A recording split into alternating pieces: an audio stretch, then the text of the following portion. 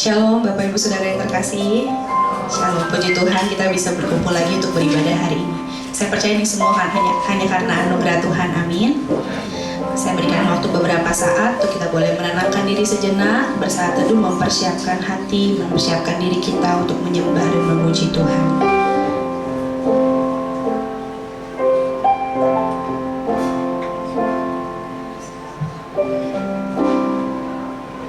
Mari naikkan syukur kita, ucapkan terima kasih untuk berkat yang Tuhan berikan kepada kita.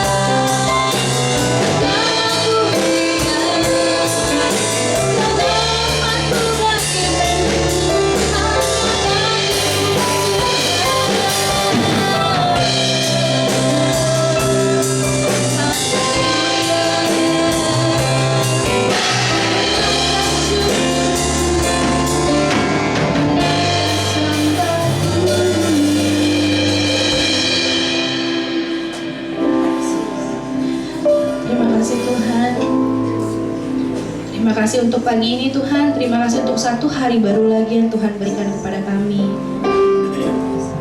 Kami tahu Tuhan ini semua berkat daripada-Mu Tuhan. Tanpa Tuhan kami gak akan ada sampai saat ini Tuhan. Tuhan, kami mau menyerahkan seluruh ibadah kami sepanjang hari ini ke dalam tangan-Mu Tuhan. Biar Tuhan yang memimpin, Tuhan yang beracara, Tuhan yang sucikan dan kuduskan dan layakkan kami untuk boleh beribadah Tuhan pada pagi hari ini. Terima kasih Tuhan, dalam nama Tuhan Yesus kami siap memuji muliakan nama-Mu dengan penuh sukacita. Haleluya, amin. Shalom Bapak Ibu Saudara.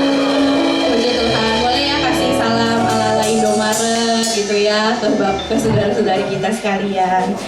Puji Tuhan, mari kita naikkan pujian Yesus pokok kita caranya.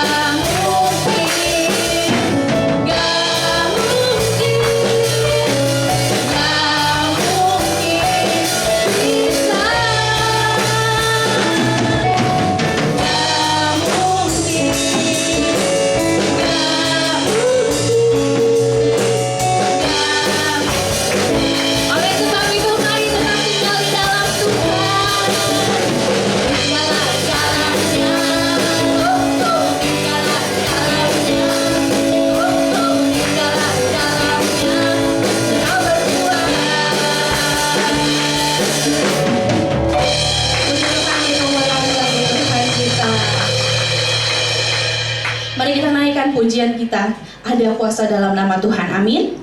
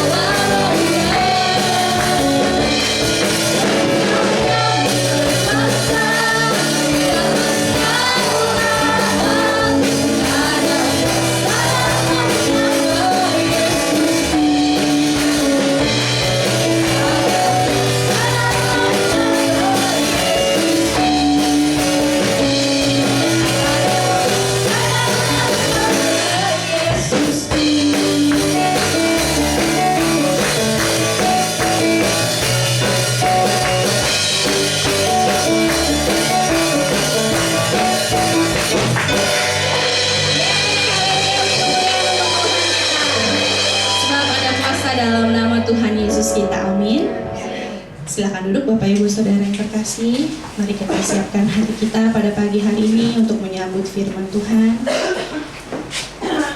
Kita boleh tenangkan diri kita sejenak. Persiapkan hati kita untuk menerima firman yang akan ditaburkan oleh hamba-Nya.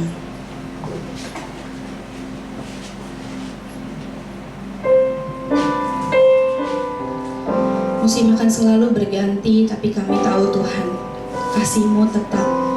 Kasih-Mu sama dulu, sekarang, sampai selamanya Tuhan. Kami percaya Engkau Tuhan yang akan memberkati kami. Kau Tuhan yang akan menolong kami. Engkau yang selalu pelihara kami dalam sepanjang hidup kami, Tuhan.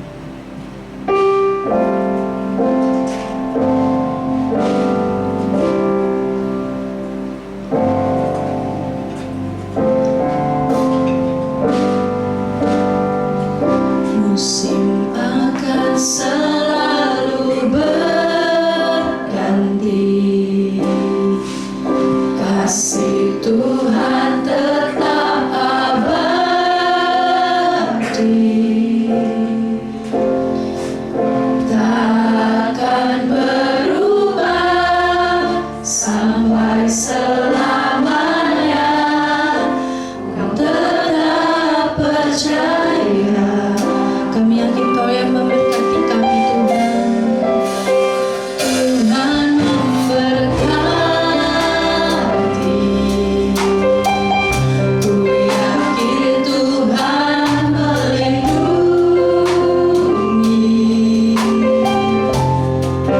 Burung di udara Tuhan pelihara, karena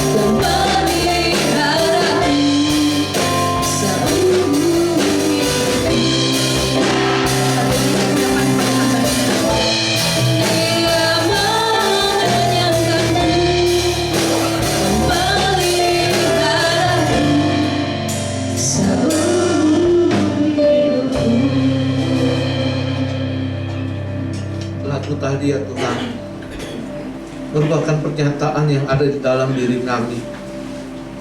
Apa yang ada dalam diri dan kehidupan kami, semuanya karena kebaikan-Mu. Engkau Allah yang senantiasa memelihara hidup ini dengan sempurna, yang selalu menjaga dan melindungi kami, sehingga kalau pagi ini kami boleh hadir sebagaimana keadaan kami, itu semua karena kebaikan-Mu. Itu semua karena Tuhan kami yang selalu luar biasa dalam hidup ini. Terima kasih Bapa, kalau Engkau selalu menjadi Allah yang baik di dalam hidup ini. Kalau pagi ini kami boleh beribadah pun, itu adalah satu kesempatan bagi kami untuk menyenangkan hati-Mu. Bapa, saat ini juga kami dengar kebenaran firman-Mu. Kami ingin dinasehati oleh-Mu. Bahkan kami mau ditegur oleh-Mu atas segala kesalahan yang kami lakukan di dalam kehidupan ini. Ya Allah Roh Kudus, kuasailah seluruh ruangan ini. Kuasailah seluruh hati dan pikiran kami. Berkati kami dengan kebenaran firman-Mu, dan urapilah hamba-Mu ini. Biar hanya isi hati Tuhan saja yang boleh disampaikan di pagi ini. Di dalam nama Yesus, mari kita yang percaya boleh katakan amin. Amin. Shalom saudara semua. Apa kabarnya hari ini? Luar biasa ya, nggak males ya, hujan ya. Pagi hujan, aduh enaknya tidur ya. Tapi puji Tuhan, semua anak-anak Tuhan yang baik mau datang ke rumah Tuhan ya. Saudara, pagi ini kita akan kembali belajar bersama dari sebuah tema yang diberikan oleh Gereja Besar Gereja Bethel Indonesia. Tema ini berjudul Buah Roh dalam Kehidupan Kita. Buah Roh dalam kehidupan kita. Untuk itu kita buka satu nats kebenaran firman Tuhan ya, dari kitab Galatia 5 ayat 16 sampai 26. Cukup banyak. Galatia 5 ayat 16 sampai 26. Kita akan baca bergantian ya. Saya akan baca yang genap, saudara kemudian mengikuti di yang ganjil. Judul perikop ini adalah hidup menurut daging atau roh. Ayat 16. Maksudku ialah hiduplah oleh roh, maka kamu tidak akan menuruti keinginan daging. Silakan. Sebab keinginan daging berlawanan dengan keinginan roh, dan keinginan roh berlawanan dengan keinginan daging. Karena keduanya bertentangan, sehingga kamu siapa yang tidak melakukan apa yang tidak. Akan tetapi, jikalau kamu memberikan dirimu dipimpin oleh roh, maka kamu tidak hidup di bawah hukum Taurat. Yaitu percaulan, kecemaran, hawa nafsu, Penyembahan berhala, sihir, perseteruan, perselisihan, iri hati, amarah, kepentingan diri sendiri, percideraan, roh pemecah, kedengkian, kemabukan, pesta pora, dan sebagainya. Terhadap semua itu peringatkan kamu, seperti yang telah dibuat dahulu, bahwa barang siapa melakukan hal-hal yang demikian, ia tidak akan mendapat bagian dalam kerajaan Allah. Tetapi buah roh ialah kasih, sukacita, damai sejahtera, kesabaran, kemurahan, kebaikan, kesetiaan, kelembutan, penguasaan diri. Tidak ada hukum yang menentang hal-hal itu. Barang siapa menjadi milik Kristus Yesus, ia telah menyalibkan daging dengan segala hawa nafsu dan keinginannya. Jika kita hidup oleh roh, baiklah kita juga dipimpin oleh roh. Dan janganlah kita gila hormat, janganlah kita saling menantang dan saling mendengki. Amin.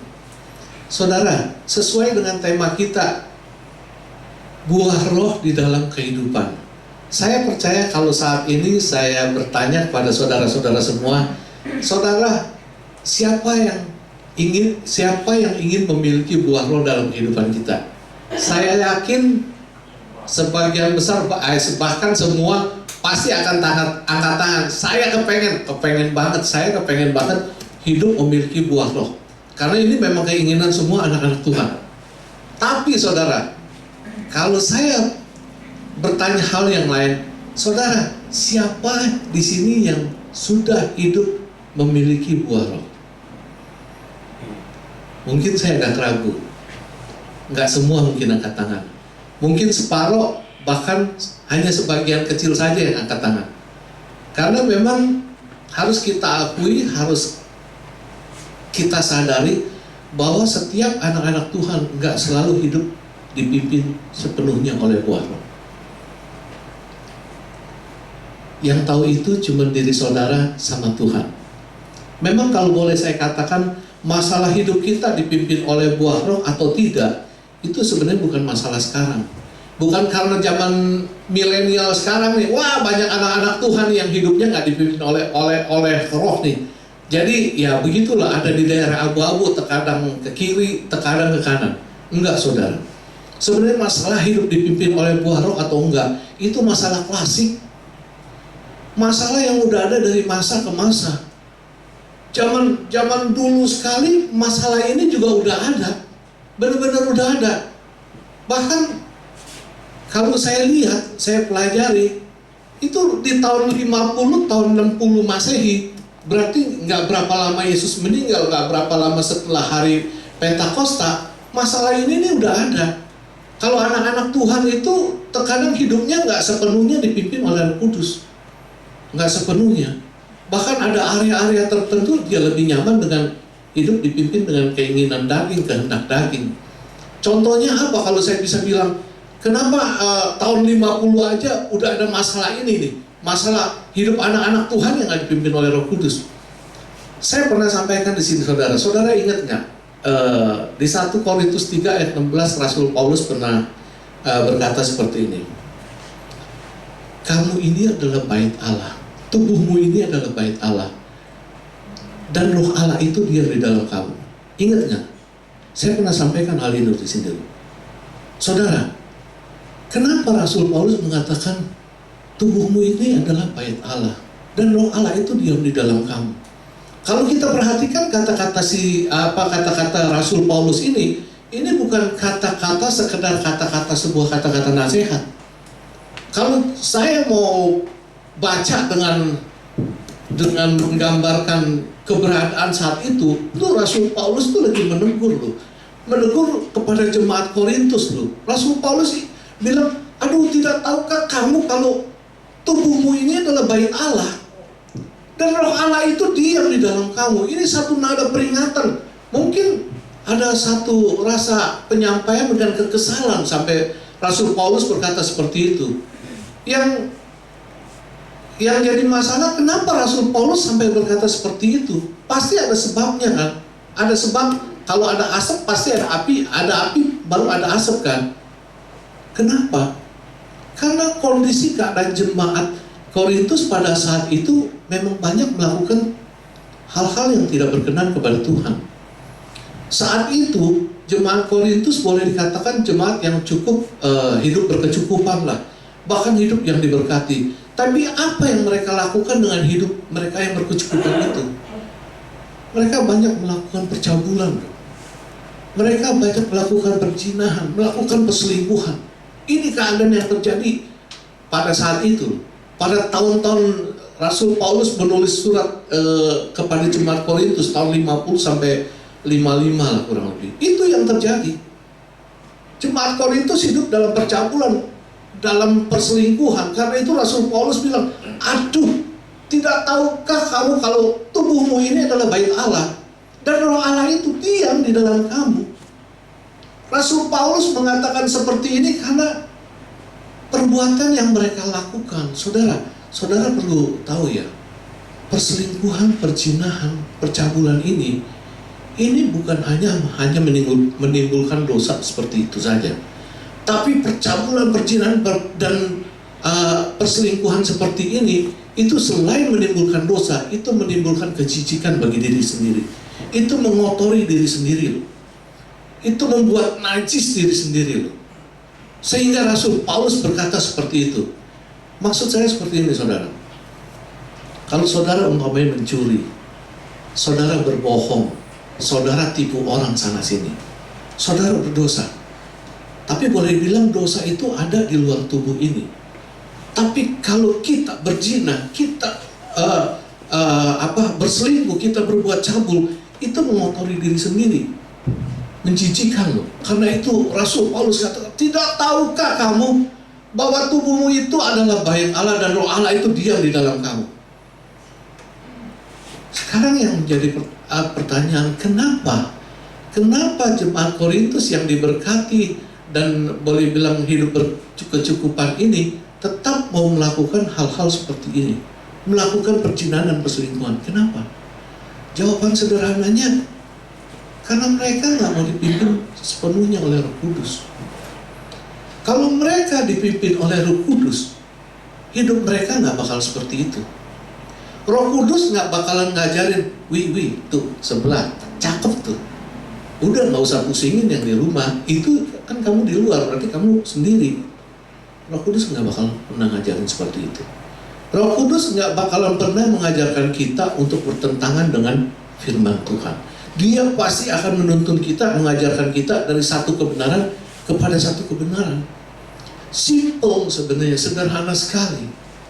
Kalau jemaat Korintus saat itu mau dipimpin sepenuhnya oleh Roh Kudus, nggak akan pernah terjadi hal-hal seperti ini. Saudara, ini yang saya katakan, sebenarnya masalah hidup kita dipimpin oleh Roh Kudus atau tidak, itu sebenarnya masalah klasik, masalah lama, dan itu terus berlanjut dari masa ke masa, dari masa ke masa, dari masa ke masa, sampai saat ini. Disadari atau enggak? Karena memang hidup kita nggak sepenuhnya dipimpin oleh Roh Kudus. Karena itu saudara, tema kita, buah roh di dalam kehidupan kita. Buah roh di dalam kehidupan kita. Saya nggak akan bahas tentang buah Roh Kudus itu di dalam kehidupan kita. Enggak. Karena kalau menurut saya, buah roh di dalam kehidupan kita itu akan otomatis ada, akan otomatis kita miliki, akan otomatis timbul di dalam kehidupan kita kalau hidup kita dipimpin oleh Roh Kudus. Kita nggak usah cari buah roh itu kemana-mana, nggak usah gimana ya, ada di mana ya? Enggak.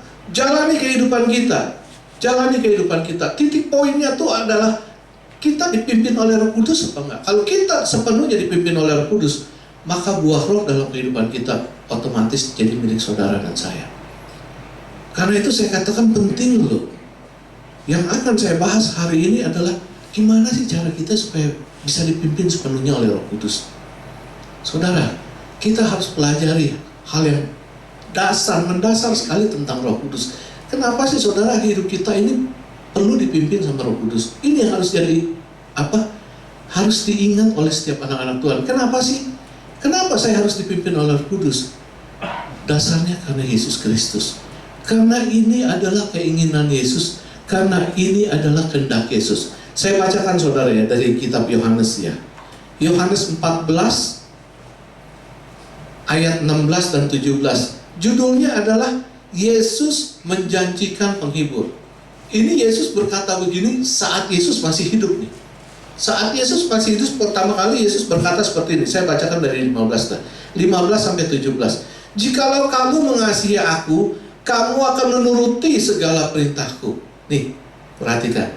Aku akan meminta kepada Bapa dan Ia akan memberikan kepadamu seorang penolong yang lain, supaya Ia menyertai kamu selama-lamanya, yaitu Roh kebenaran. Dunia tidak dapat menerima Dia, sebab dunia ini tidak melihat Dia dan tidak mengenal Dia. Tetapi kamu mengenal Dia, sebab Ia menyertai kamu dan akan diam di dalam kamu. Ini loh dasarnya loh. Siapa itu Roh penolong? Roh penolong yang Roh Kudus itu sendiri. Dan Yesus katakan, Yesus yang minta kepada Bapa. Yesus meminta kepada Bapa dan Bapa memberikannya. Jadi Roh Kudus itu adalah gift. Ini adalah gift, hadiah dari Yesus untuk anak-anaknya. Ini hadiah loh buat kita loh. Saya bilang gift spesial buat anak-anak Tuhan loh. Di luar sana itu nggak ada tuh, nggak ada. Karena itu Yesus mau supaya hidup kita ini dipimpin oleh Roh Kudus. Tujuannya apa Yesus berikan Roh Kudus kepada kita? Supaya hidup kita ini nggak yatim piatu.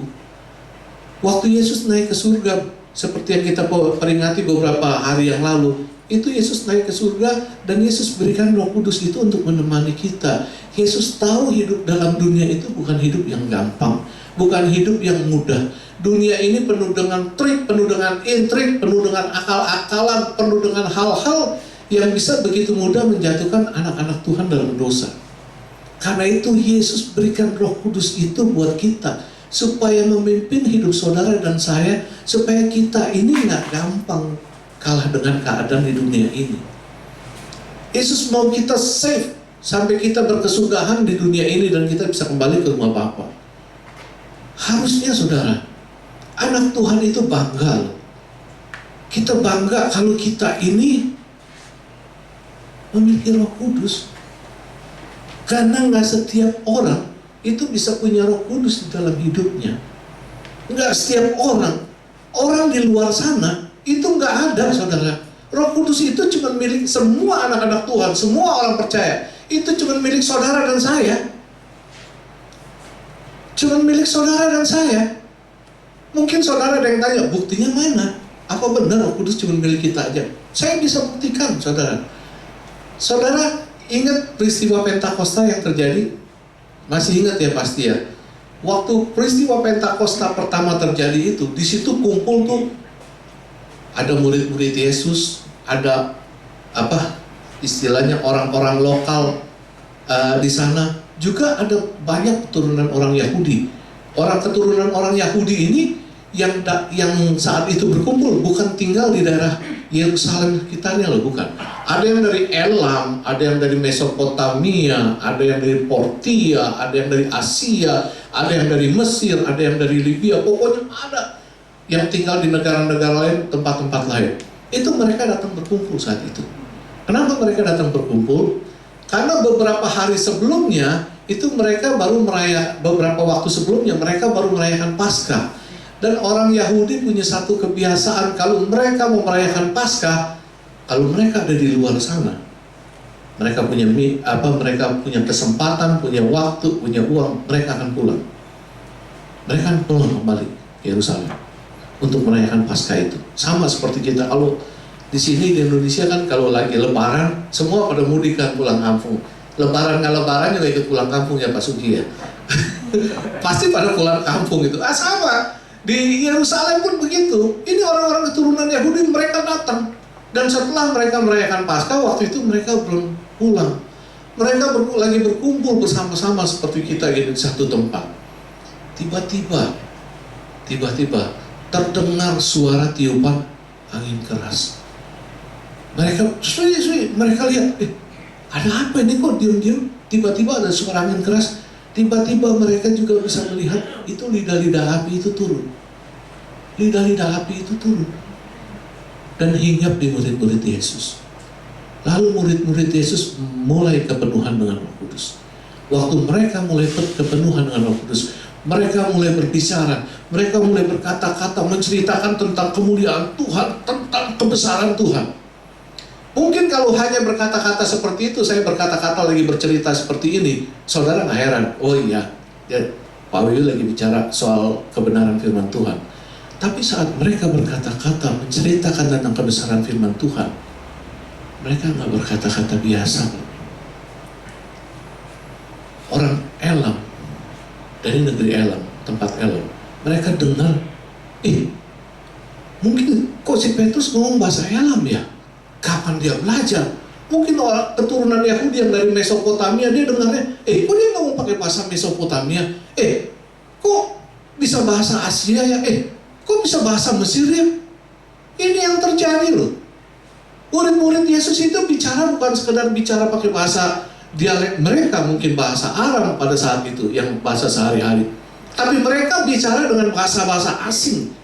Orang Elam dengan bahasa Elam, orang Mesopotamia dengan bahasa Mesopotamia, orang Mesir dengan dia bicara murid Yesus bicara pakai bahasa Mesir. Ini mereka semuanya kepenuhan dengan Roh Kudus. Saudara perhatikan nggak di sini? Pada pada saat peristiwa Pentakosta itu terjadi, yang kumpul kan rame-rame kan, kumpul begitu banyak orang kan. Tapi kenapa lidah-lidah api itu, kenapa Roh Kudus itu hanya hinggap pada murid-murid Yesus? Sadar nggak kita? Ini menunjukkan bahwa Roh Kudus itu hanya diberikan kepada orang yang percaya kepada Yesus. Karena itu, kita nih bangga nih harusnya. Kita nih termasuk orang-orang yang spesial. Kita ini anak-anak Tuhan yang diberikan Roh Kudus oleh Yesus pribadi loh, murni ya, dari diri Yesus loh. Karena Yesus sayang sama kita, karena Yesus mengasihi kita. Harusnya kita senang hati, bangga kalau hidup kita bisa dipimpin oleh Roh Kudus, bukan menjadi beban. Udah enak-enak dengan hidup gaya dunia, pakai ngikutin hidup dipimpin oleh Roh. Hati-hati saudara, jangan melukai hati Tuhan. Tuhan Yesus berikan ini kepada kita karena Dia sayang buat kita. Dia nggak mau kita selalu jatuh dalam dosa, hidup dalam abu-abu. Itu yang Tuhan mau. Karena itu, kita harus ingat dasar ini. Di dalam diri kita ada Roh Allah. Dan Roh Allah itu spesial Yesus berikan kepada kita supaya kita bisa dipimpin. Ini dasarnya saudara. Lalu saudara, kira-kira apa sih yang kita bisa buat? Apa sih yang bisa kita lakukan untuk diri kita ini supaya kita ini hidupnya bisa sepenuhnya dipimpin oleh Roh Kudus? Saudara, nomor satu yang harus kita buat, yang bisa kita lakukan dalam diri kita ini, kita harus selalu memperhatikan setiap keputusan kita, setiap tindakan yang akan kita ambil. Nomor satu, kita harus perhatikan baik-baik setiap keputusan, setiap tindakan yang akan kita ambil sebelum itu kita lakukan. Kita lihat ya, tadi nats firman Tuhan di ayat yang pertama, ayat 16 dan 17 berkata seperti ini. Judulnya aja tadi saya udah bacakan, hidup menurut daging atau hidup menurut roh. Hidup menurut daging atau hidup menurut roh. Di ayat 16 dikatakan begini, maksud itu ialah hiduplah oleh roh, maka kamu tidak akan menuruti keinginan daging. Sebab keinginan daging itu berlawanan dengan keinginan roh. Berlawanan dengan sebab keinginan daging berlawanan dengan keinginan roh, dan keinginan roh berlawanan dengan keinginan daging, karena semuanya itu bertentangan. Sadar nggak saudara? Hidup menurut roh atau hidup menurut daging? Hidup menurut daging atau hidup menurut roh? Keinginan daging selalu berlawanan dengan keinginan roh. Kalau kita baca dua ini, kita kira-kira boleh nggak kalau tarik kesimpulan bahwa sebenarnya apa yang kita putuskan atau apa yang kita lakukan dalam hidup ini, kita bisa kategorikan dalam dua hal. You putuskan itu, you lakukan itu menurut keinginan daging atau mengikuti keinginan roh. Cuma ada dua tempat loh, keinginan daging atau dalam keinginan roh. Karena itu saya katakan, kalau kita mau dipimpin oleh Roh Kudus, kita harus selalu melakukan sesuatu, membuat satu keputusan, membuat satu tindakan. Sebelum itu kita lakukan, kita perhatikan dulu, ini selaras gak dengan keinginan roh? Atau ini selaras dengan keinginan daging atau keinginan dunia? Cuma dua macam pilihan loh. Dua macam pilihan ya. Nggak banyak-banyak loh, nggak A, B, C, D, E, F, G. Atau kalau orang sekolah multiple choice jawabannya A, B, C, D, E. Mungkin ada F kali ya, sekarang ada nggak? Nggak ada ya. Dua macam, hidup menurut keinginan daging atau hidup menurut keinginan roh. Kalau saudara selalu memperhatikan diri saudara, sebelum saudara melakukan sesuatu atau memutuskan sesuatu, selalu melakukan berpikir dulu, ini kalau saya putusin seperti ini, saya lakukan seperti ini kira-kira saya ada di jalur mana? Dalam jalur pimpinan roh atau jalur dalam kehendak daging nih, ikutin emosi, ikutin hati, ikutin pikiran, atau ikutin gaya dunia. Kalau saudara selalu memperhatikan itu terus, ketika saudara menyadari, oh ini nggak boleh saya begini, ini berarti saya mengikuti kehendak daging, maka saudara harus berubah. Saudara harus mengikuti kehendak roh yang selaras dengan roh. Maka hidup saudara perlahan-lahan akan dipenuhi, dipimpin sepenuhnya oleh Roh Kudus. Satu hal sederhana sebenarnya. Satu hal sederhana, tapi ini yang seringkali menjadi kelalaian anak-anak Tuhan. Seringkali yang menjadi kelalaian anak-anak Tuhan.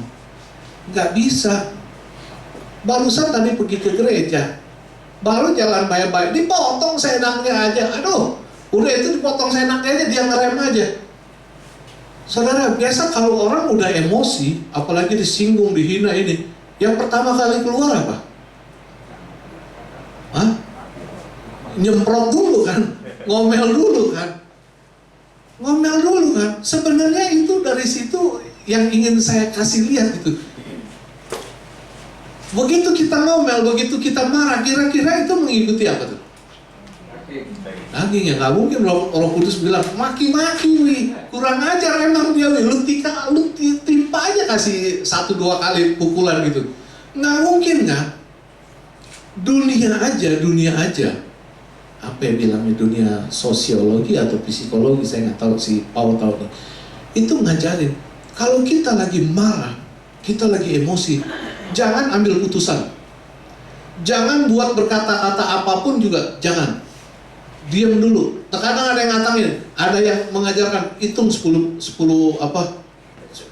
detik. Kalau saya bilang 10 detik nggak cukup. Mungkin hitung 10 menit. Kamu diam aja dulu 10 menit.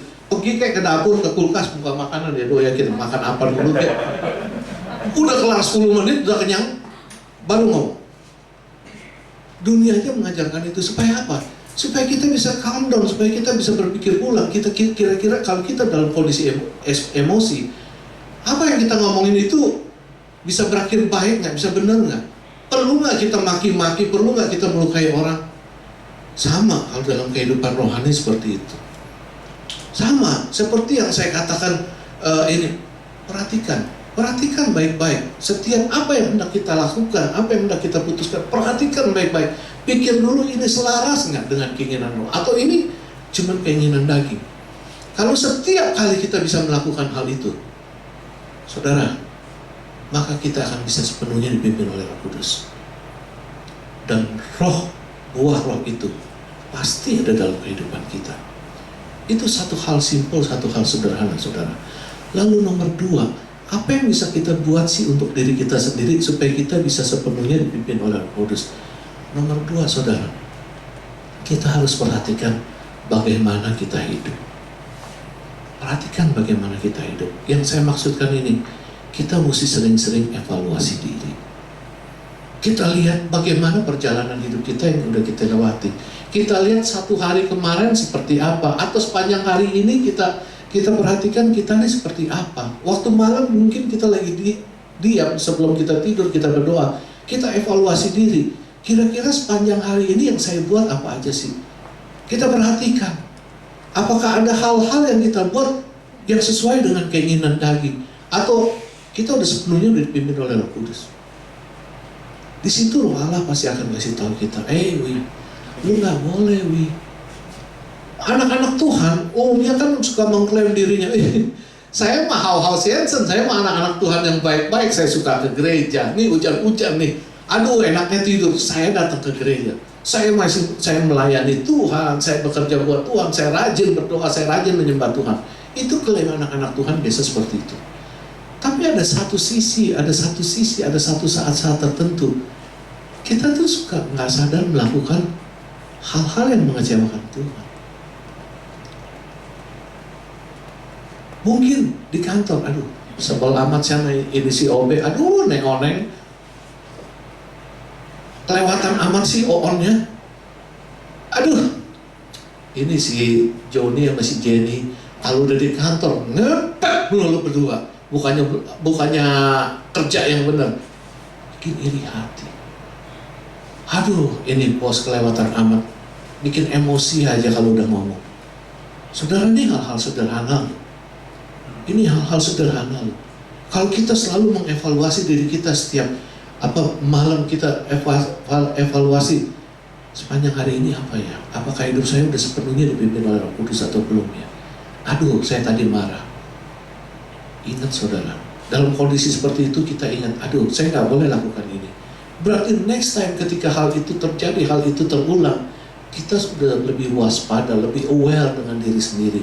Dan kita nggak mudah jatuh untuk mengikuti hal-hal dunia. Ini kehidupan abu-abu. Ini kehidupan abu-abu.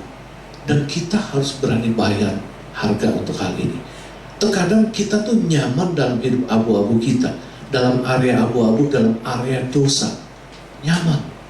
Udah biasa berdagang kita, udahlah, tipu-tipu dikit, bohong-bohong dikit, biasalah. Dia mau beli 5 mili, kasih 4 mili. Orangnya juga nggak ngerti, oke-oke aja. Harga 5 mili, kita bilang 5 mili. Ini nih hal seperti ini nih area abu-abu dalam hidup kita. Kita udah nyaman dengan kehidupan yang kayak dunia gitu. Kalau Roh Kudus pimpin kita nggak mungkin begitu. Nggak mungkin begitu. Oh kalau gitu dagang nggak boleh dapat untung dong. Boleh.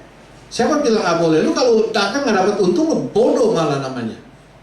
Tapi bukan berarti dalam mendapatkan untung, mencari keuntungan itu kita menghalalkan segala cara yang sebenarnya Tuhan nggak suka. Kita berbohong, kita tipu sana, tipu sini, nggak suka. Nggak seperti itu. Saudara, emang nggak mudah sih. Emang nggak mudah. Saya katakan dengan jujur di sini, memang nggak mudah kalau diri kita itu mau dipimpin oleh Roh Kudus penuhnya. Tapi bukan berarti sekalipun itu nggak mudah, kita nggak bisa dipimpin. Enggak. Bisa, tetap bisa. Karena Roh itu yang akan menolong kita dan memampukan kita. Saudara, selalu evaluasi diri.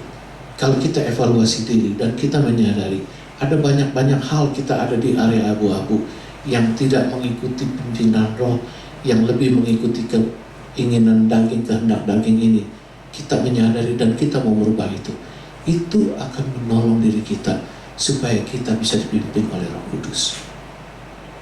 Dan buah Roh itu pasti ada dalam diri saudara. Lalu nomor 3 saudara,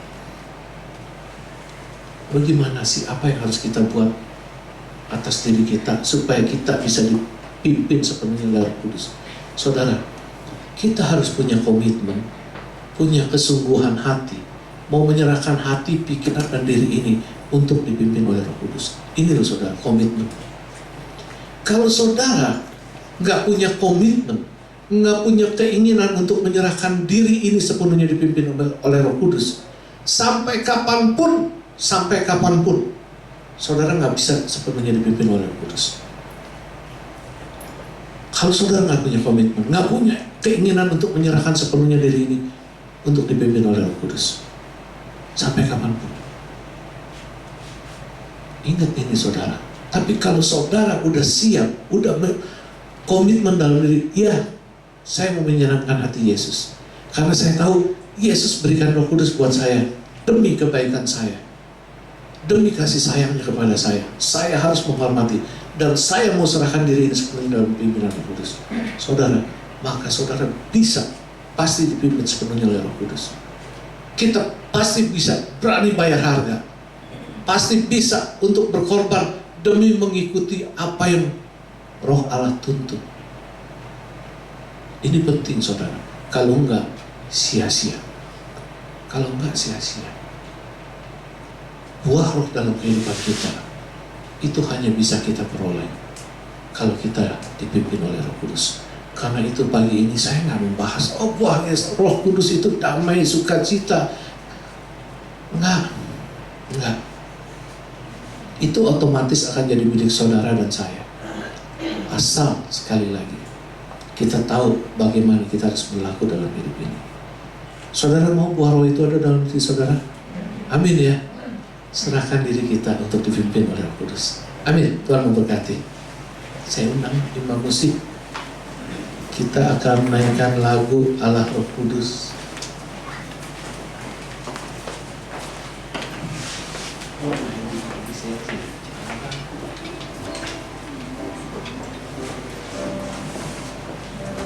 Saudara ingat ya, Roh Kudus itu adalah kebanggaan kita.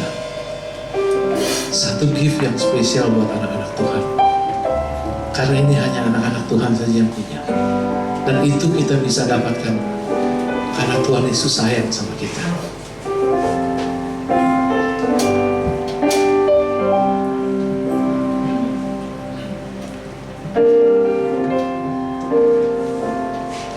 Allah Roh Kudus penuhi kami, ku rindu Kau selalu dalam hidupku.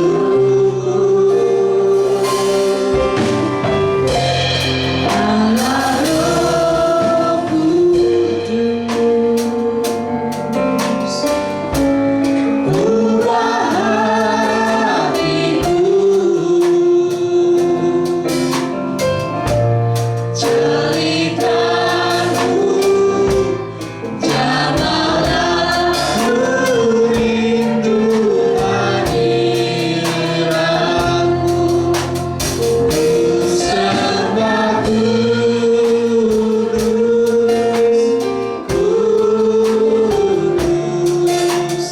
kuduslah Tuhan, dan tersanjung mulia, mulia bagimu Tuhan. Kita ulangi lagi.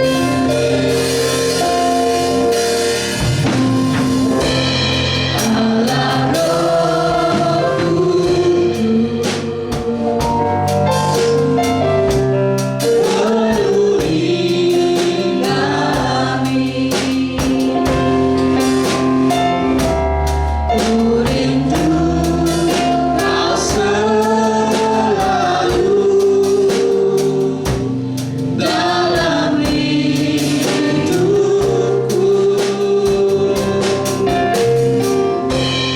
Allah Roh Kudus, ubah hatiku, ceritaku, jamalah rindu hadiratmu, sembah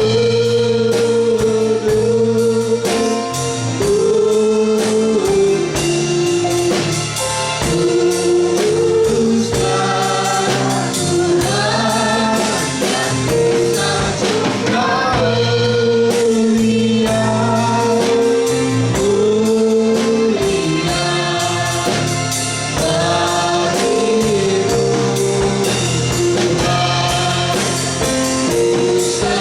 bagimu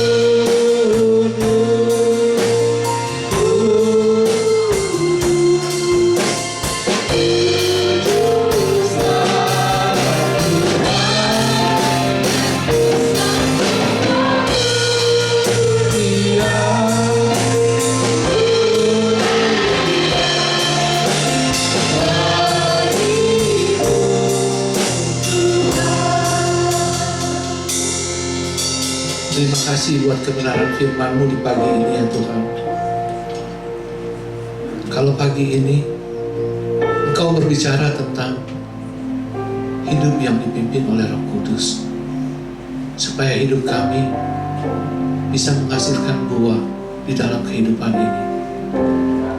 Kami tahu ketika kami mendengarkan firman-Mu ini, bukan satu hal kebetulan, bukan satu hal kebenaran. Kami hanya mendengarkan begitu saja. Tapi Tuhan pasti punya maksud atas kami semua. Tuhan ingin mengingatkan kepada kami, sudahkah hidup kami sepenuhnya dipimpin oleh Roh Kudus? Sudahkah kita koreksi diri ini Apakah kita sudah benar-benar hidup dipimpin oleh Roh Kudus? Sehingga hidup kita, buah roh itu benar-benar nyata dalam kehidupan ini. Bapa dalam surga, kami menyadari kalau firman yang kami dengar saat ini bukan hanya sekedar nasihat, tapi ini menegur kehidupan kami.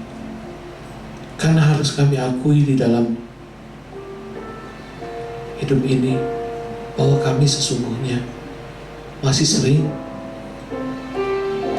mengikuti kehendak daging. Masih sering kami berada di luar ketaatan dan kebenaran firman-Mu.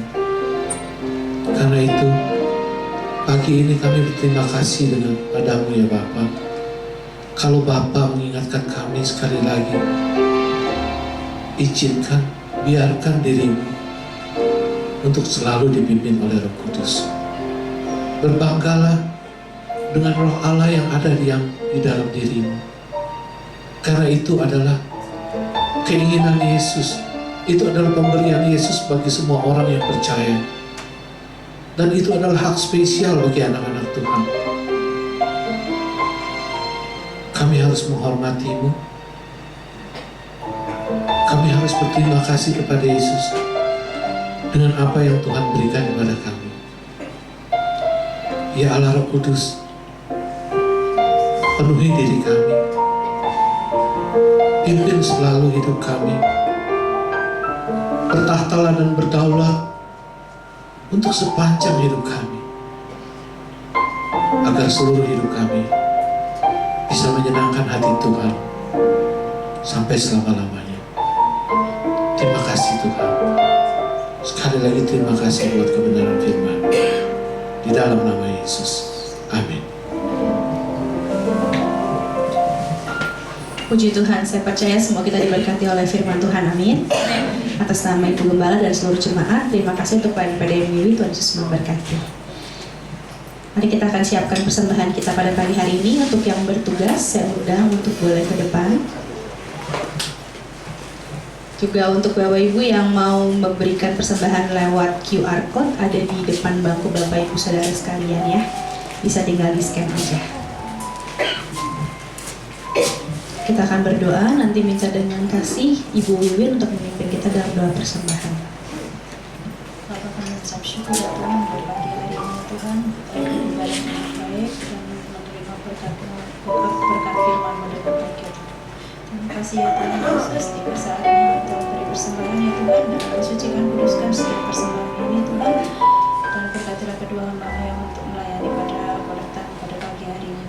Terima kasih Tuhan Yesus, dalam nama Yesus Tuhan, haleluya, amin. Amin. Allah sumber kuatku.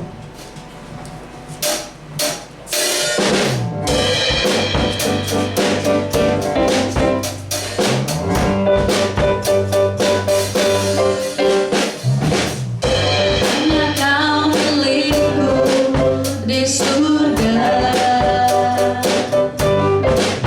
Tiada yang ku ingin di bumi, hanya Kau.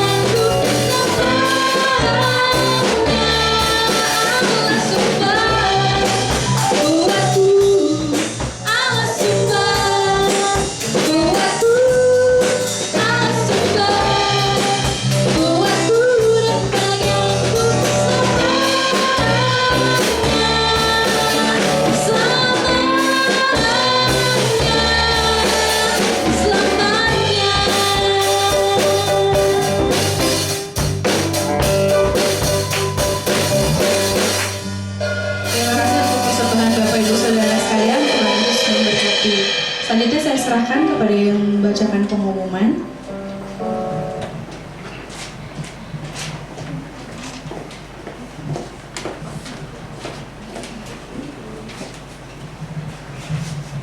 Shalom. Mari kita mengikuti pengumuman seminggu ke depan. Sekali lagi, BPG dan keluarga GBI Aberta mengucapkan terima kasih kepada PDM WIWI Kartailia yang telah menyampaikan firman Tuhan dalam ibadah umum gabungan hari ini. Tuhan Yesus memberkati keluarga dan pelayanan Bapak. Terima kasih juga kepada seluruh tim pelayanan yang telah setia bertugas pada hari ini. Tuhan Yesus memberkati dengan bonus khusus. Jemaat bisa mengikuti kegiatan-kegiatan gereja kita melalui warta digital yang dikirimkan di WA grup GBI Aberta. Terutama untuk para pelayan bisa lebih memperhatikan jadwal tugasnya. Setelah ibadah raya ini akan ada sekolah minggu pukul 10.30. Mari kita membawa anak-anak kepada Tuhan sejak kecil, supaya mereka juga bisa mengenal dan percaya kepada Tuhan Yesus. Kebaktian WBI atau kaum wanita diadakan pada hari Selasa, tanggal 31 Mei 2022, pukul 10 pagi. Pada hari Selasa yang akan datang adalah acara doa puasa.